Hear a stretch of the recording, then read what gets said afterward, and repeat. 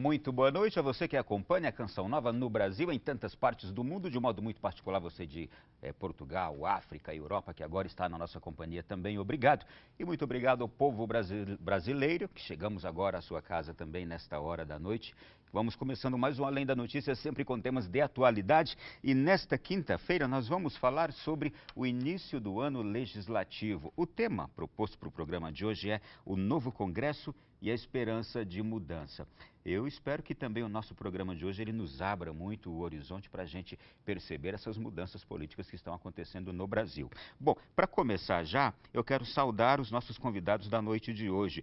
Cumprimento, em primeiro lugar, o senador José Antônio Regufe, jornalista e economista.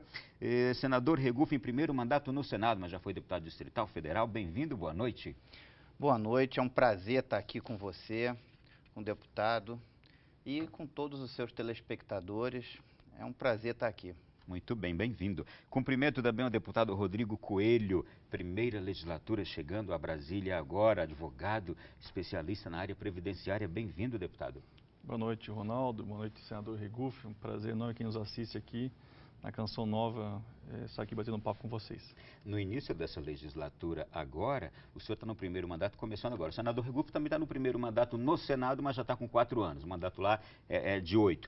Para a gente começar o programa de hoje, eu quero já aqui trazer alguns números que nos falam sobre o que está acontecendo agora no cenário político brasileiro. O Congresso Nacional sofreu grandes transformações após as últimas eleições. Em uma reviravolta, siglas tradicionais perderam poder, outras ascenderam de forma surpreendente. Segundo o diretor de documentação do Departamento Intersindical de Assessoria Parlamentar, DIAP, Antônio Augusto de Queiroz, o índice de renovação foi surpreendente em função de uma circulação no poder de parlamentares com mandato estadual vindo para a Câmara. Diz também ele que os poucos que nunca exerceram cargo público têm 4 origens: os linha dura, os parentes de oligarquias nos estados, as lideranças evangélicas e as celebridades. O índice de renovação na Câmara dos Deputados nesta eleição foi de 47,3%. Em números proporcionais, é a maior renovação desde a eleição da Assembleia Constituinte em 1986. Já no Senado, o cenário também é inédito. De acordo com os números, de cada 4 senadores que tentaram a reeleição em 2018, 3 não conseguiram. Essa estatística marca a eleição mais surpreendente da história recente do Senado Federal.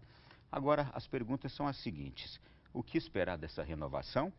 Quais forças surgem no Congresso Nacional? Qual mensagem o cidadão brasileiro passou através das urnas com tamanha mudança? E eu vou agora propor essa reflexão aos senhores convidados aqui da nossa mesa de hoje. Senador Regufe, ao que o senhor acredita essa mudança toda que a gente teve? Eu considero uma insatisfação plenamente justificada da sociedade brasileira com a forma como se faz política no país. E espero que essa legislatura, que os parlamentares que vão fazer parte dessa legislatura, que eles tenham consciência desse desejo da sociedade e que eles realmente ajam assim. Que isso realmente se represente ali dentro atitudes reais e não simplesmente uma retórica de campanha. As coisas precisam mudar, política é algo importante para a sociedade. Eu não sou desses que considera que a criminalização da política é um bom caminho. Nós temos que partir para cima e criticar duramente a má política. Agora, não a política. Política é algo importante para a sociedade, agora precisa ser bem praticada. E para ser bem praticada, nós precisamos combater a má política e precisamos nos afirmar em exemplos. E é isso que eu tento fazer. Espero que os novos parlamentares eleitos realmente pratiquem o desejo que a sociedade depositou nas urnas em outubro passado. Deputado Rodrigo Coelho, o senhor chegou agora com esse vento da mudança. Com que espírito, com que vontade o senhor está chegando e percebendo tudo isso que está acontecendo? A vontade, né, o entusiasmo, a motivação é muito grande, né? Eu tive a oportunidade de ser vice-prefeito de Joinville, vereador durante 2 anos e agora primeiro mandato como deputado federal. A gente participou também de alguns movimentos de renovação política, o caso da RAPS, né, que promove essa amizade cívica, e aqui fazendo minhas as palavras do senador Regufe, importante, sem dúvida alguma, né, esses números da renovação, mas também adianta só mudar os rostos né, novas caras, né? Tem que ter novas práticas das políticas. Porque essas pessoas novas que vierem com os mesmos vícios, né, que foram condenados, né, nessa eleição, que é o fisiologismo, é o troca-troca de favores e cargos, né? Então, o respeito ao dinheiro público, né, que o senador Regufe, por exemplo, é exemplo do Brasil todo, né?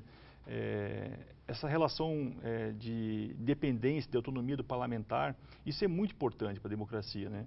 Então, eu vejo com muito entusiasmo esse novo momento que passa o Brasil, né, com os colegas lá que a gente tem conversado, do Renova BR também, nos cursos que a gente fez do INSPE, porque foi a primeira vez na história em que 60 parlamentares foram para a sala de aula antes de começar o seu mandato, né, e muitos desses novos, que você falava aqui, nunca tiveram nenhuma experiência, né, com a vida legislativa, que é um mundo completamente diferente, né, do que o mundo de uma rede social, por exemplo.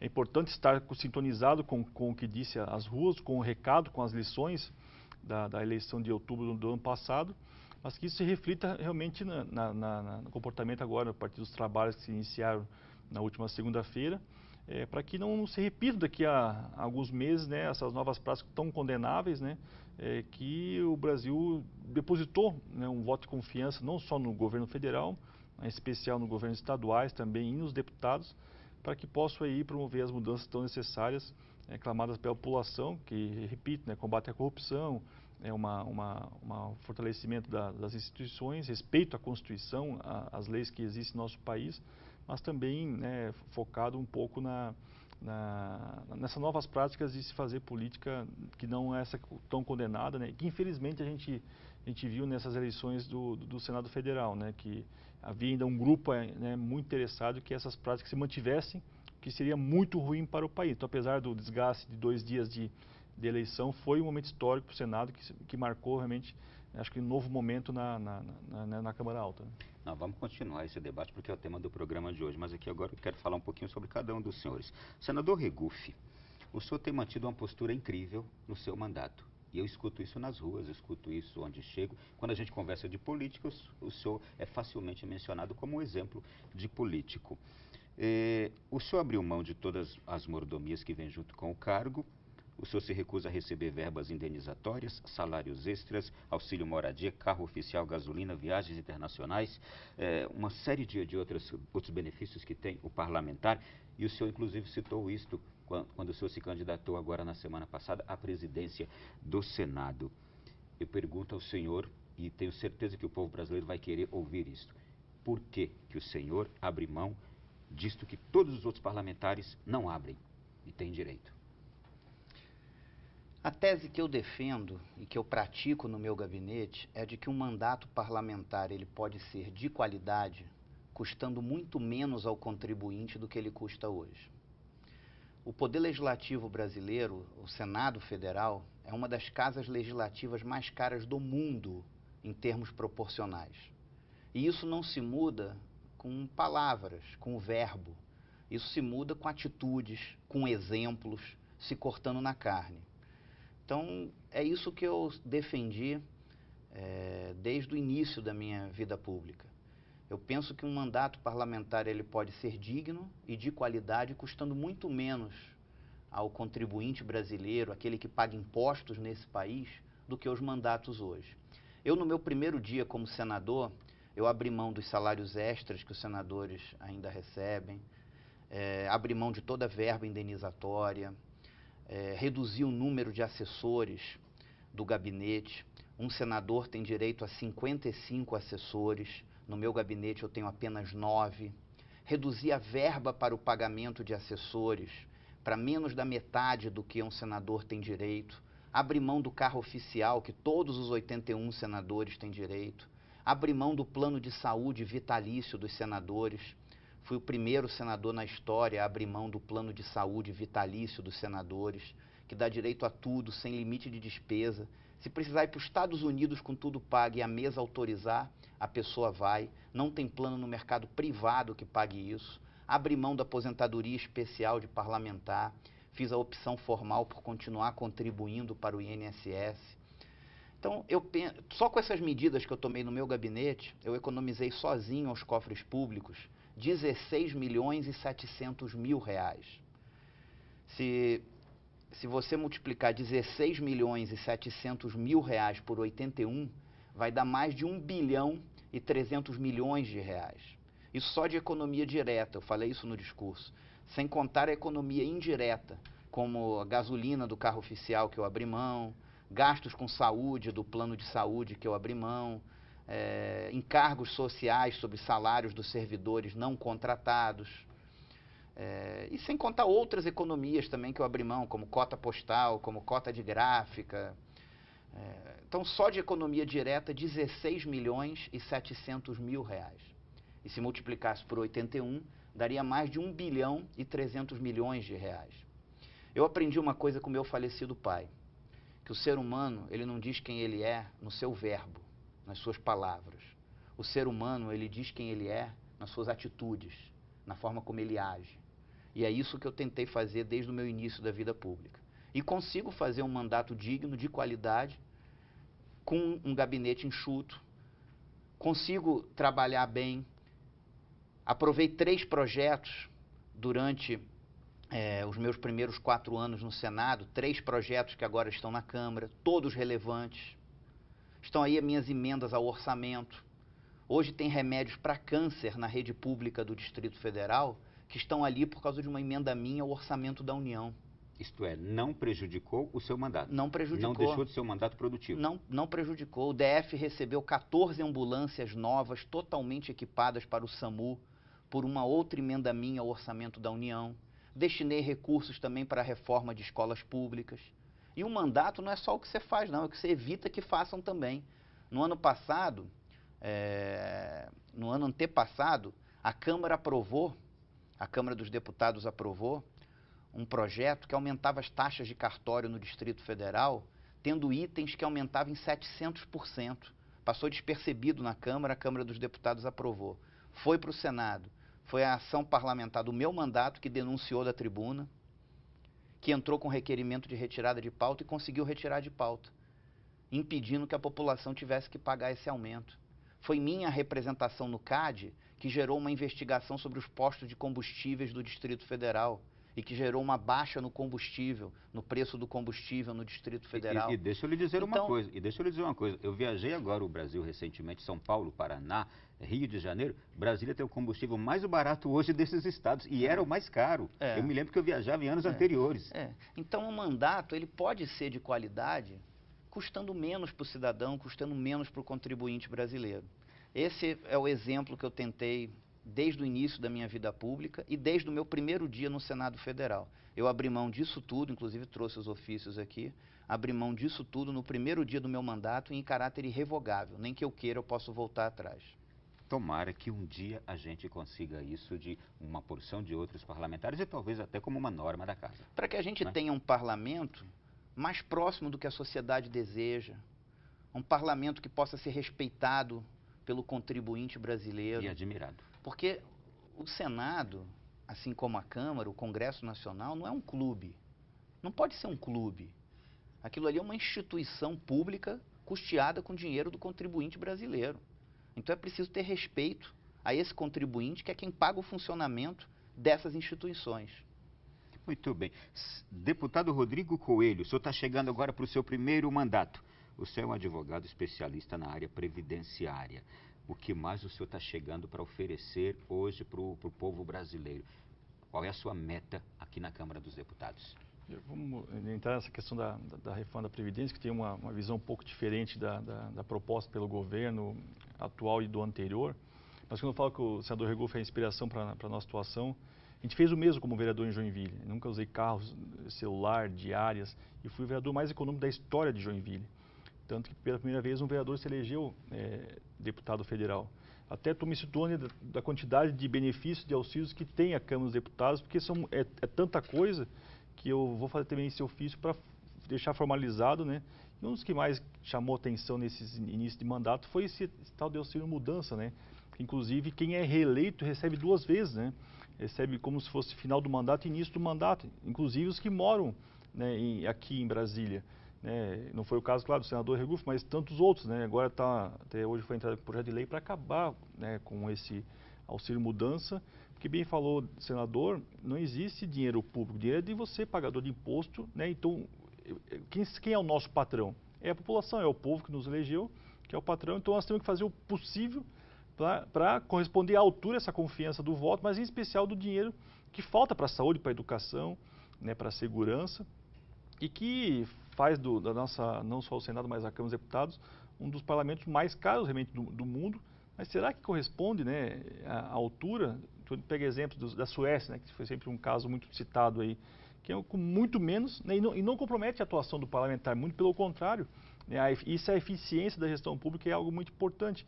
Então a minha atuação lá como vereador nessa economia maior da história de Joinville, eu quero trazer para cá também como deputado. Não nomeamos também esses assessores, pode ser até 25 lá na Câmara dos Deputados, pode ser até 25 parlamentares, assessores de parlamentares, vamos nomear muito menos do que isso, mas estamos não situando a quantidade de benefícios que tem, que é o plano de previdência, eu pago o INSS também, e como advogado na área previdenciária não poderia ser diferente, né, pagar o INSS. E, então eu tenho uma visão um pouco, voltando agora à questão da Previdência, um pouco diferente da que foi proposta pelo governo, porque é o seguinte, a gente tem que diferenciar um pouco a questão do regime geral do INSS, cuja média de aposentadoria é R$ 1.400, R$ 1.500 por mês, sendo que o déficit, 10 vezes mais do que está no regime geral, é do regime próprio de Previdência, que são os servidores públicos como um todo. Né? E também inclui aí o executivo, o legislativo, o judiciário, que tem aposentadorias com valores muito maiores, né? Chegando a 25, 30 mil reais por mês, né? E inclusive as carreiras militares também. A gente não pode deixar de lado essa discussão das carreiras militares, porque isso vai ser difícil até o convencimento no Congresso Nacional dos parlamentares para aprovar algo que vai atingir fortemente os trabalhadores de Joinville em geral. Eu pego o exemplo de minha cidade, Joinville, que é uma cidade tipicamente industrial, e com a crise que teve recentemente, perdeu 15 mil postos de trabalho. Então, pais de família que têm 25, 30 anos de contribuição nas empresas e que com 55 anos de idade, por exemplo, estão desempregados. Elas dificilmente conseguiriam recolocação no mercado de trabalho. Colocar uma idade mínima de uma forma abrupta vai ser convidar essas pessoas a viver na informalidade ou partir para um Bolsa Família ou para um benefício assistencial. Então, tem que ter muito cuidado na questão de uma idade mínima, até porque hoje, indiretamente, já tem uma idade mínima no regime geral, que é o fator previdenciário ou a fórmula 85-95.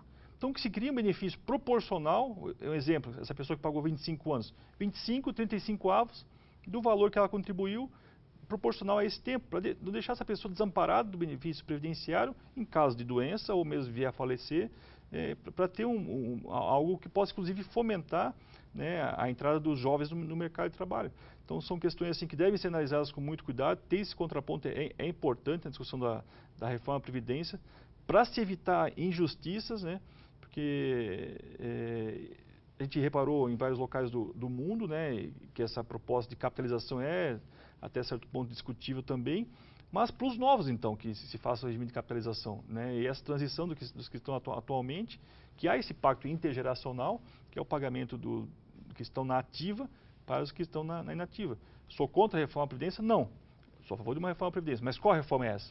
Estamos precisando discutir. E não sabemos qual é a reforma. Então tem que ter bem claro com relação a isso e pontuar, né, que faça até usando o termo da época da anistia, né, uma reforma ampla, geral e restrita, que todos dêem a sua parcela de contribuição, né, na questão do déficit da Previdência, e assim vai ser, apesar muito menos para uma categoria só, que no caso é o pessoal do regime geral. Eu vou pedir só um tempinho aos senhores e vou deixar que o senador Regufe fale sobre o tema também daqui a pouco. Não, só para fazer só uma conclusão aqui disso que ele falou, uma coisa que precisa acabar é determinados privilégios no Brasil, como, por exemplo, a aposentadoria de parlamentar. Ali no Congresso, vários parlamentares com aposentadoria de parlamentar, alguns já têm aposentadoria e estão ali. Então, assim, isso precisa acabar. Além das coisas que eu abri mão, no primeiro dia do mandato também, abri mão da aposentadoria especial de parlamentar, fiz a opção formal por continuar contribuindo para o INSS, até está entre os ofícios aqui, são vários ofícios aqui, ó. Aqui, ó. 1º de fevereiro de 2015, informa a Vossa Senhoria de que abro mão em caráter irrevogável do direito à aposentadoria especial de parlamentar, e assim como fiz no meu mandato de deputado federal, continuarei contribuindo para o INSS, aqui protocolado no primeiro dia do mandato. Não tem cabimento um representante da população, aquele que legisla para a população, ter um tratamento diferenciado do ponto de vista de aposentadoria. Então, todos os parlamentares deveriam se aposentar pelo INSS. E eu não só, todos esses cortes que eu fiz, eu não só fiz o corte no gabinete, como eu apresentei projetos para que isso virasse regra. Inclusive, apresentei um projeto para acabar com a aposentadoria especial de parlamentar e que todos os parlamentares tivessem que contribuir para o INSS, como qualquer trabalhador. Fiz isso no primeiro dia do meu mandato e também abri mão para dar o exemplo em caráter irrevogável. E daqui a pouco eu vou entrar num outro assunto que o senhor colocou como uma das suas propostas para a presidência do Senado, que eu tomara que o novo presidente agora do Senado acolha uma proposta sua, que é dar direito ao parlamentar dele apresentar uma pauta ao longo do ano, não é isso? Para que ele possa ser votada, discutida. Claro. Daqui a pouco a gente fala sobre isso também. Foi o nosso primeiro bloco, um pouquinho mais longo, mas a gente volta daqui a pouquinho falando sobre o tema de hoje, o novo Congresso e a esperança de mudança. Está sendo tão bom escutar aqui os parlamentares que aqui estão hoje, fazendo a gente pensar sobre tudo isso, não é? Voltamos já.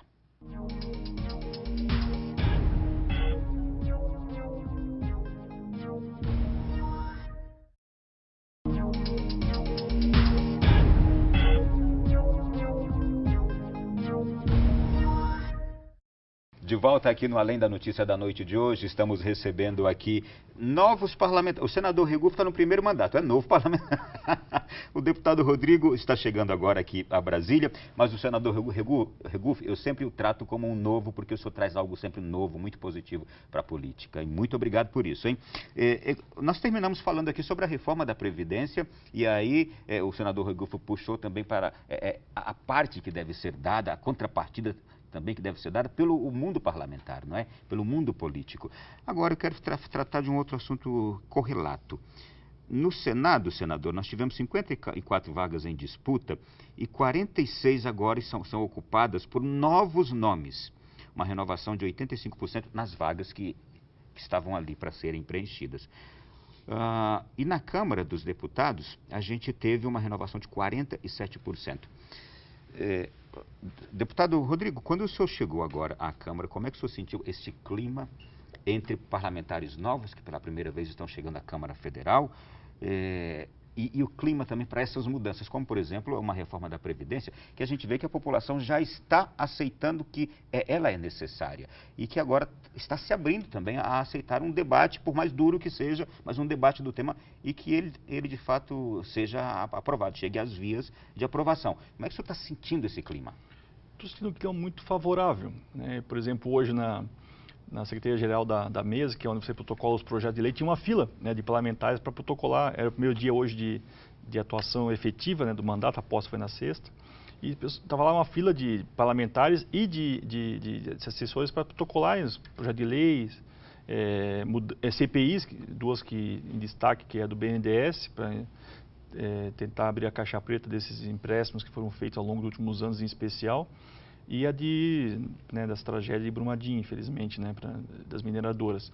Mas tinham lá várias propostas de emenda constitucional, né, algumas, por exemplo, acabar com o fundo partidário, que esse dinheiro vá para a saúde e educação, que foi proposta pelo Partido Novo, tantas outras também que merecem lá destaque. E eu fiz a minha parte na questão da MP 871, que é uma MP que foi editada recentemente pelo governo federal, que tem prazo de emenda até dia 11, que trata do pente fino, né, dos benefícios previdenciários, né? Então, esse clima assim, dos parlamentares novos estarem entusiasmados em querer colaborar, né, preocupado com esses grandes temas, obviamente que, né, senador, que há uma pauta muito assim, a meu dizer, né, de costumes, né, que é o caso de escola sem partido, ideologia de gênero, que eu penso que não é, deveria ser prioridade de um Congresso, né, de uma Câmara de Deputados, até porque essas duas, por exemplo, não são os problemas que vão resolver a questão da educação, por exemplo, do nosso país, que tem, né, várias outras demandas e várias outras necessidades do que uma preocupação unicamente com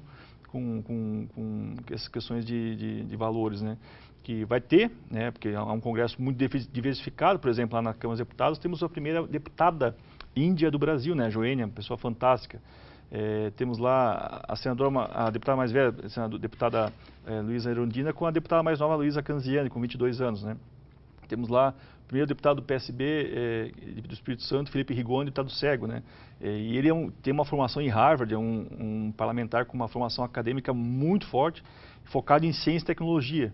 Então, hoje não se pode mais pensar, e todos nós temos celular, né, a possibilidade, que infelizmente a Câmara dos Deputados, em especial, não sei com detalhes o Senado, mas está ainda na era digital, na era analógica, né, enquanto a população está na era digital, em coisas básicas, por exemplo, de você ter a transparência, a prestação de contas do parlamentar, do que acontece na Câmara dos Deputados. Então, uma das inovações do nosso mandato é a criação de um aplicativo, que foi inspirado no colega Gabriel Azevedo, que é vereador em Belo Horizonte, assim, usei isso como vereador também, que é um aplicativo como, por exemplo, um iFood ou um Uber, né, que você utiliza, mas para acompanhar a atividade parlamentar, as pautas, os projetos que serão votados no dia, e quer ela saber a opinião dos eleitores, né, para acompanhar a votação, bem como, né, a questão orçamentária. Eu quero conversar com o deputado Rodrigo, daí você marca um horário mesmo lá pelo aplicativo, tanto em Brasília quanto na minha base lá em Joinville. É uma forma que a gente achou, assim como outros deputados também vão utilizar esse aplicativo, de aproximar do cidadão, que hoje todo mundo tem celular, tem mais celulares no Brasil do que habitantes, né? Tem uma forma de inovar, e eu vejo isso em vários outros parlamentares, esse entusiasmo. Tomara que isso se mantenha pelos próximos 4 anos, né? Essa vontade de querer colaborar, fazer política de um modo diferente, porque, como eu falei, acho que não adianta só mudar, né, as caras se manter os mesmos comportamentos. Então, estou muito entusiasmado, né, e confiante de que essa será uma legislatura, talvez até para contrariar um pouquinho, né, a frase tão famosa do saudoso e respeitoso, que tem um carinho muito especial, o deputado Luiz Guimarães, que disse: se essa legislatura está ruim, né, espere pela próxima, vai ser pior do que essa. Tomara que ele, entre aspas, esteja errado e que essa seja melhor do que foi a anterior, que infelizmente não correspondeu à altura, tanto que grande parte não foi reeleita, apesar da legislação ter sido mudada para que eles ficassem, né? Em especial com o fundo especial de financiamento e fundo eleitoral. Então, estou bem confiante. E eu estou muito confiante também. Eu rezei muito e pedi isso a Deus também. Tem 2 reformas que eu penso que o Congresso Nacional deveria se debruçar e deveria fazer nessa legislatura. 2 reformas que entra a legislatura, sai legislatura, não são nunca feitas e que são importantes para a sociedade brasileira. A primeira é a reforma política. Nós precisamos mudar esse sistema político. Esse sistema político que está aí favorece o poder econômico, dificulta a renovação. Então, eu protocolei, quando eu assumi o mandato no Senado, 8 PECs sobre reforma política, que mudariam a cara da política nesse país e que eu gostaria de ver sendo debatidas, votadas, como, por exemplo, a PEC que proíbe que parlamentares possam se reeleger mais do que uma única vez. O sistema tem que ser constantemente oxigenado, renovado, tem que dar chance a outras pessoas. Esse oxigênio que o deputado está falando, né? Quando a pessoa fica muito tempo num cargo, ela começa a se achar proprietária dele. Ela vai se esquecendo que ela é apenas um representante. Então, protocolei também a PEC das candidaturas avulsas, para que uma pessoa possa ser candidata sem filiação partidária. Se a pessoa quiser se filiar num partido, ela tem que ter o direito de se filiar. Mas se ela quiser ser candidata sem filiação partidária, ela também deveria ter esse direito. E cabe ao eleitor decidir quem ele quer e quem ele não quer. Deixa eu aproveitar e perguntar. O senhor está sem partido há um bom tempo. Por qual motivo? Não, eu fui eleito por um partido deputado distrital, fiz um mandato inteiro por esse partido, depois me elegi deputado federal por esse mesmo partido, fiz um mandato inteiro por esse partido, depois me elegi senador por esse partido, e aí começou a ter muitas divergências. E acaba que eu comecei a votar, eu só voto com a minha consciência, eu só voto pensando na população. Muitos parlamentares lá nem leem os projetos que votam, segue a orientação do partido. Eu não, eu leio os projetos um por um e formo a minha consciência antes de votar. Eu sei qual é a minha responsabilidade parlamentar perante a quem votou em mim. E sempre na hora que eu voto pensando na sociedade. Eu não voto pensando se aquilo vai agradar aqui, agradar ali, não. Eu voto o que é o melhor para a população, que é essa que eu represento. Então, às vezes eu vejo lá os parlamentares, se eles são da base do governo, ele vota sim, sim, sim, sim. Se é de oposição, é não, não, não, não. Eu acho que um parlamentar que na hora de votar, ele fica pensando em agradar ou em desagradar governo, ele não tem a menor consciência do que representa a função de parlamentar. Na hora que um parlamentar vota, ele tem que pensar na sociedade, analisar o mérito da proposição e pensar se aquilo é bom ou ruim para a população. E aí dizer sim ou não a um projeto. Então eu comecei a contrariar a orientação do partido. Comecei a muito... de vez em quando eu já contrariava antes, mas ali começou a ser muito recorrente. Comecei o tempo todo contrariar. E acabava que me desgastava e desgastava o partido. Então preferi sair, mantive uma boa relação lá, tenho uma boa relação com eles. Eles me respeitam muito. E preferi sair. Acho que foi melhor para mim e melhor para o partido. E não há problema em continuar sem partido? Não, meu foco é meu eleitor. A minha preocupação é em representar bem meu eleitor. Em votar com a minha consciência. E agora está até melhor, porque não tem também ninguém para me encher a paciência. Então, estou até melhor. Meu foco é representar bem o eleitor. Aí eu apresentei essas 8 PECs sobre reforma política. Apresentei essas 2 que eu falei, outras também, como a PEC da revogabilidade de mandato, que a pessoa, para ser candidata, ela teria que registrar suas propostas e compromissos objetivos, e no mandato, contrariando frontalmente um compromisso estabelecido na campanha, a pessoa perderia o mandato. Isso exigiria dos candidatos maior fidelidade ao que foi proposto ao eleitor na campanha. E outras PECs também, são 8 sobre reforma política. Então, acho que essa seria uma reforma que o Congresso deveria se debruçar. Deveria se jogar e fazer uma reforma, não para... Pode até não valer na próxima, porque às vezes a pessoa vota pensando em interesse eleitoral. Mas mesmo que fosse para frente, mas o país precisa de uma reforma política. Esse sistema que está aí não é correto. Protocolei também a PEC do voto distrital. E também penso que nós precisamos de uma reforma tributária, que simplifique esse modelo tributário nosso e que reduza a carga tributária a médio prazo para a população brasileira. Porque o Brasil tem a maior carga tributária dos BRICS, a maior carga tributária dos países emergentes. É maior que a da Rússia, maior que a da Índia, maior que a da China, maior que a da África do Sul. Eu não posso acreditar que todos esses países consigam dar conta das suas responsabilidades com uma carga tributária inferior à brasileira e o Brasil, com essa carga tributária, não consiga dar conta das suas responsabilidades.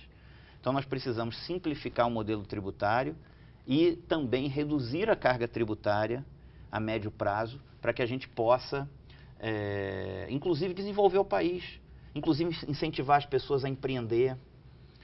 Então, ano após ano, o que o governo tenta é pegar mais recursos da sociedade através de impostos, ao invés de se preocupar em ser mais eficiente, em qualificar melhor o seu gasto.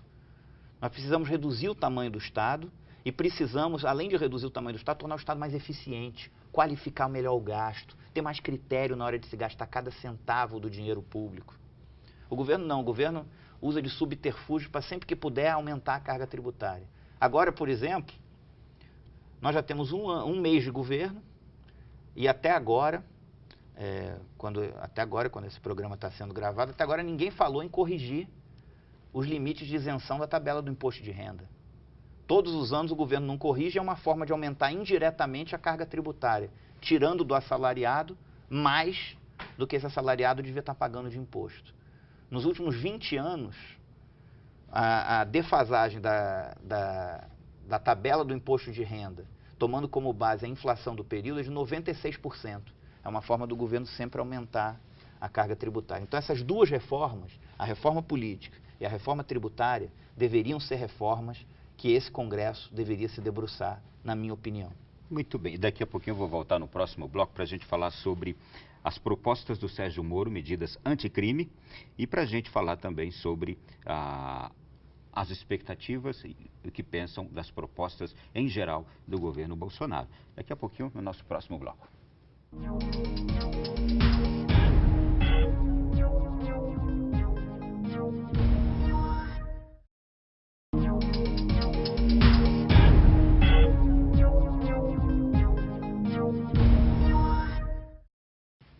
voltamos aqui no Além da Notícia desta noite. Nós estamos falando sobre o novo Congresso Nacional, sobre esse novo tempo que a política brasileira está começando agora, nesse ano de 2019, novo governo também.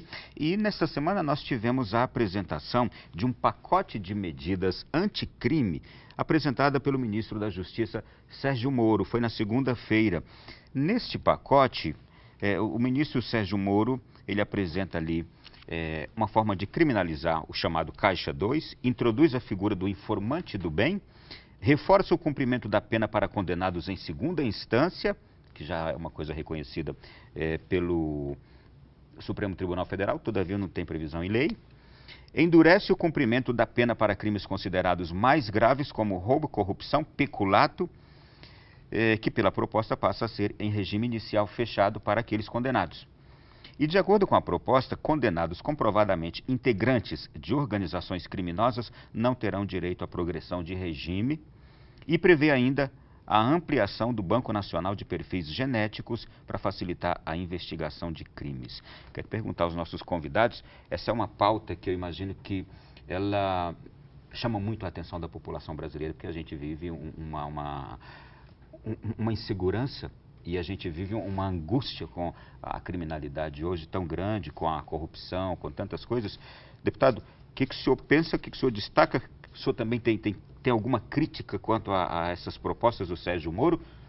Eu estive no lançamento desse pacote anticrime, teve vários governadores lá, alguns secretários de segurança do Estado, e era aguardado com muita ansiedade esse pacote, né? Que até certo ponto correspondeu muitas das demandas, né?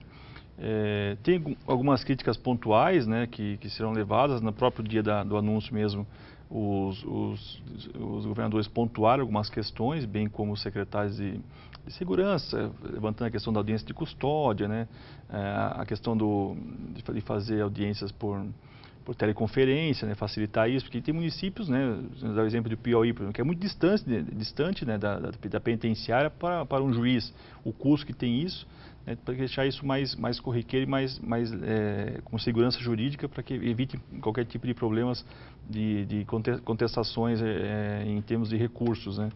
Por exemplo, do que você falou do Sacobem, da prisão em segunda instância, do informante do bem, há também uma questão para se evitar a prescrição, né, que é um instrumento jurídico, né, totalmente descabido, né, porque o que motiva ou impede, né, ou desmotiva alguém a cometer um crime, claro que endurecendo a pena há um inconsciente coletivo de que talvez as pessoas não façam, né, o crime, mas é a certeza da punidade, né?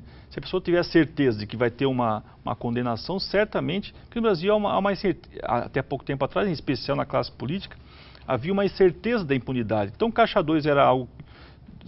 Rodrigo, tem a política, senador, o papo era, se você não tiver Caixa 2, você não se elege, né? Se você... se você não molhar a mão e falar, dar um dinheirinho para o servidor público ou para outras coisas, você não consegue uma licença ambiental, outras coisas, que é o peculato, né, ou a corrupção. Então, essas medidas que foram feitas de endurecimento na pena, nesses casos aí específicos, e também endurecer na questão da progressão de regime, né, e no caso de facções, até nos artigos da lei foram nomeadas algumas das facções mais conhecidas no Brasil, para que as pessoas não tenham essas saidinhas de final de ano, por exemplo, também, que muitos deles não voltaram e cometeram vários crimes, né? Então, eu vejo com muito bons olhos, né, essa questão do informante do bem, a plea bergen, que é uma inovação jurídica aí, inspirada no direito americano, né, que é como se fosse uma negociação da pena, né, no início do cometimento da pena, a pessoa negociar com as informações, né, como uma delação, a perfeição da delação premiada. Então eu vejo com muito bons olhos, e até no dia do lançamento, o ministro Moro comentou um caso que foi muito evidente em Santa Catarina e que ficou conhecido nacionalmente, que foi um cidadão que foi pego com um fuzil R15, né. Então, quem tem um fuzil R15 não é qualquer, né, crime de bagatela, não é qualquer criminoso, né, de pouca periculosidade, pelo contrário, daí ele foi preso e estava sem camisa, né, e os policiais levaram ele sem camisa para a audiência de custódia. E o promotor até, né, com o juiz, contestaram ele dele estar sem camisa, como se fosse ter que passar numa loja, comprar uma camisa e entregar para o cidadão. Ele não estava agredido, não tinha nenhuma agressão policial, e a juíza soltou ele, né, nesse dia. Isso teve uma revolta muito grande da população. Depois no TJ teve uma justiça de segundo grau, foi cassada essa decisão, e ele foi recapturado, né? Tiveram ainda sorte de pegar ele próximos ao local em que foi capturado antes.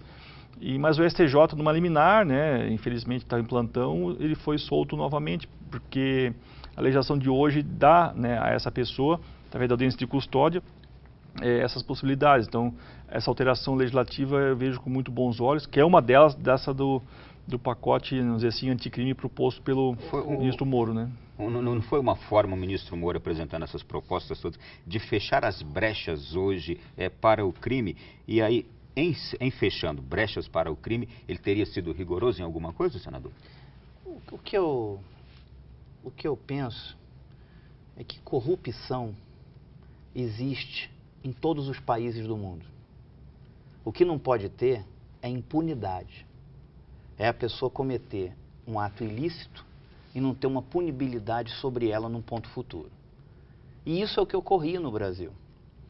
Então, eu fico feliz com esse pacote. Claro que tem que debruçar sobre, pelo menos nós estamos aqui, estamos gravando o programa, até o momento eu não sei direito ainda, nós não temos ainda todos os pontos. Mas me parece algo extremamente positivo nesse momento do país. Eu fico feliz porque eu sou um radical defensor da prisão em segunda instância. E antes dessa confusão toda envolvendo eu defendi a prisão em segunda instância desde quando eu era deputado federal. Entrei no meu mandato em 2015 defendendo a prisão em segunda instância. Por quê? Porque não dá para você ter uma série de pessoas nesse país que comete uma ilicitude e que depois fica de recurso em recurso em recurso. Nós temos recursos demais nesse país. Então, com a prisão em segunda instância, você já garante que vai ter o cumprimento da pena a partir da segunda instância.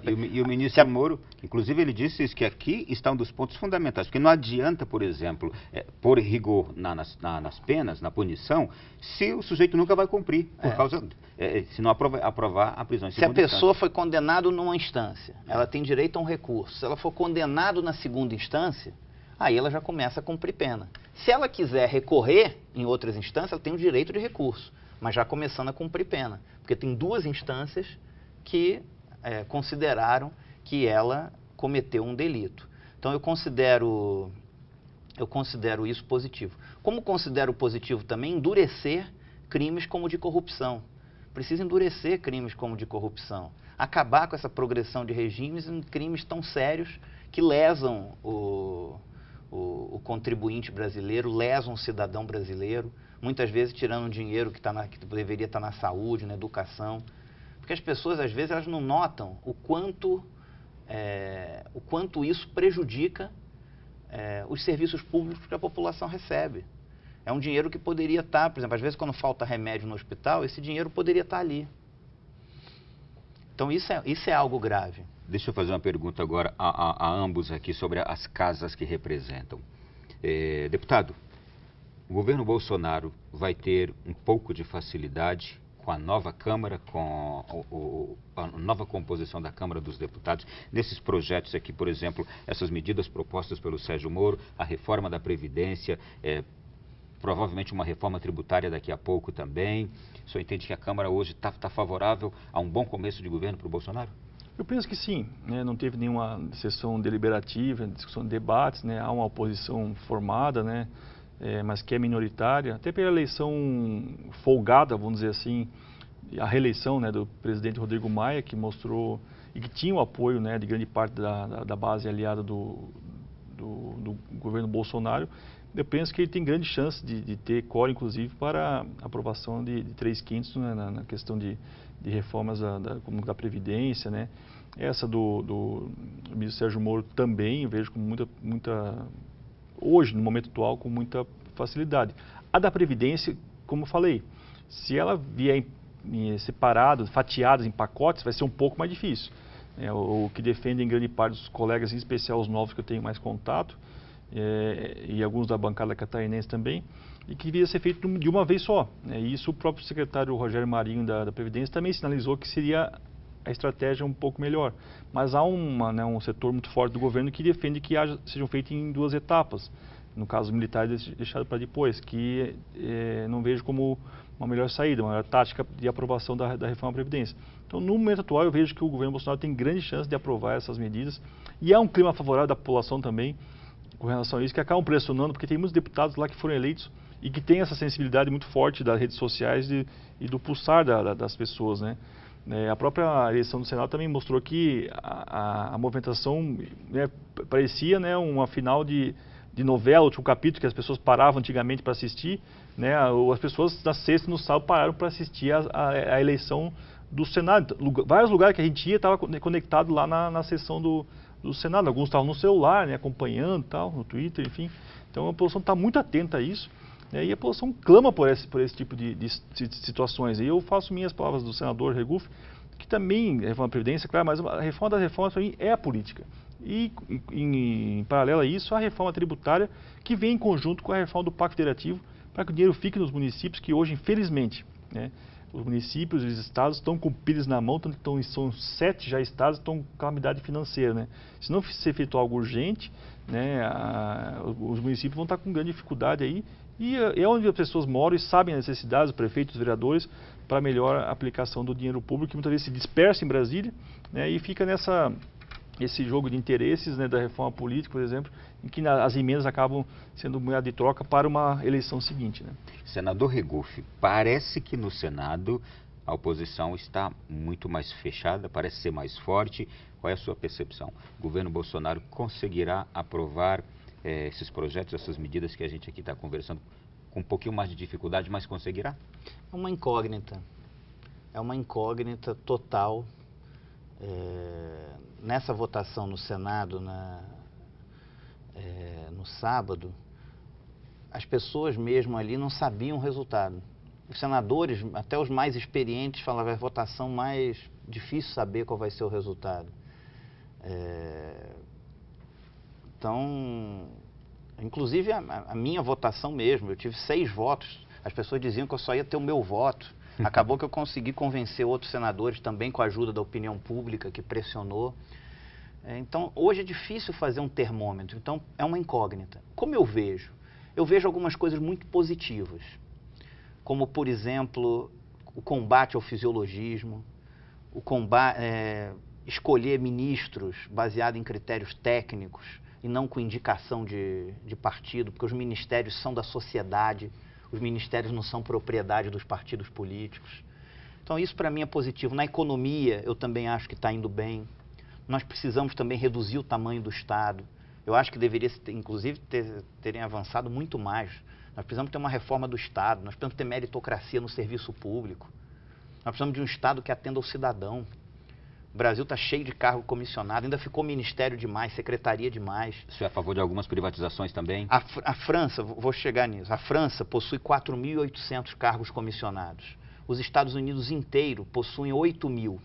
O Brasil possui 25.000 só na administração pública direta. É como se o Estado existisse para atender as máquinas dos partidos políticos e não para devolver serviços públicos de qualidade para o cidadão, pelos impostos que esse paga. Privatização, você tem que analisar caso a caso. Se você está tirando um dinheiro que deveria estar na saúde para você manter uma empresa estatal de um setor não estratégico, você tem que privatizar ali. Agora, se aquilo está rendendo, está tendo lucro, e você inclusive pode pegar uma parte desse lucro e colocar na saúde, é bom. Eu não tenho um dogma. Eu defendo, acho que o Estado brasileiro ele é inchado, ele é gordo, então ele precisa ser menor e mais eficiente. Precisa ter meritocracia no serviço público, precisa ter sistema de metas e resultados. As pessoas precisam entender que o Estado não é um fim nele mesmo. O Estado existe para servir o cidadão brasileiro. Ele precisa reduzir o seu tamanho e ser mais eficiente, para que ele cumpra o seu papel para o cidadão brasileiro. Com relação ao governo, que você me perguntou, então eu vejo como positivo o combate ao fisiologismo, vejo como positivo a equipe econômica, a forma como a equipe econômica está combatendo e está querendo mudar algumas coisas. Como negativo, a questão das armas, que a maioria da sociedade defende armas. Eu sei que a minha posição é minoritária, mas não é porque eu sou minoritário que eu não digo essa posição. Eu sempre fui sincero na minha vida. Eu não acho que a solução para a segurança pública é liberar uma arma para cada cidadão. Eu acho que está aí os Estados Unidos, que mostra a quantidade de crimes. Uma única criança que pegue uma arma em casa e que por acidente se mate, não vale isso, entendeu? Eu acho que a gente precisa que o Estado cumpra a sua função, que as leis sejam mais duras. Tem uma série de projetos tramitando no Senado que não são votados. Que a pessoa que se cometer um crime pague por ele, mas não liberar uma arma para cada cidadão. Agora, é só minha opinião. Eu sei que eu sou minoritário e respeito todas as outras, mas essa é a minha opinião. Muito bem. Acho que ele vai bem quando ele combate o fisiologismo e espero que ele não se renda a isso. Acho que ele vai bem quando ele, na economia como está.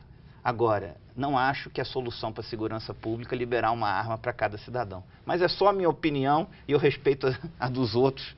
Inclusive, eu tenho convicção que eu sou minoritário e que a maioria da população acha o oposto de mim nesse ponto específico. Muito bem. Olha, eu quero aqui agradecer o senador Regufe, o deputado Rodrigo Coelho. Foi um prazer recebê-los aqui nessa noite. Deputado, desejo um pleno êxito em seu mandato aqui na Câmara Federal. Que Deus o abençoe muito. Obrigado pela noite de hoje. Eu agradeço, muito obrigado. É um prazer enorme estar aqui, em Canção Nova. Um prazer enorme estar ao lado do senador Regufe. Uma boa noite a todos e até a próxima. Senador, parabéns mais uma vez. E continue assim. Isso edifica a sociedade, viu, sua postura? Obrigado pelo espaço, um abraço ao deputado Rodrigo, um abraço a todos os telespectadores e dizer, eu penso que nós podemos sim ter um poder legislativo que custe menos para o contribuinte e que possa cumprir a sua função. A tese que eu defendo é de que um mandato parlamentar ele pode ser de qualidade custando menos para o contribuinte brasileiro. É isso que eu pratico no meu gabinete e é inaceitável. É absolutamente inaceitável o custo do parlamento hoje para a população brasileira. E foi por isso que eu apresentei a minha candidatura, porque não podia aceitar que esse tema passasse ao largo dessa campanha. Então, pelo menos, coloquei esse tema em debate, obriguei a que esse tema fosse discutido, e nós eu penso que não existe democracia nem Estado democrático de direito sem um poder legislativo forte e atuante. Mas para ele ser forte e atuante, ele não precisa ser gordo e inchado, como ele é hoje. A você que esteve conosco até agora, o nosso muito obrigado. Aos nossos convidados, tenho certeza que você também gostou. Esse programa pode ser revisto no nosso canal no YouTube, no Facebook. Acesse a Canção Nova, você vai encontrá-lo. Foi um prazer. Até semana que vem, se Deus quiser, em mais um Além da Notícia aqui. Boa noite.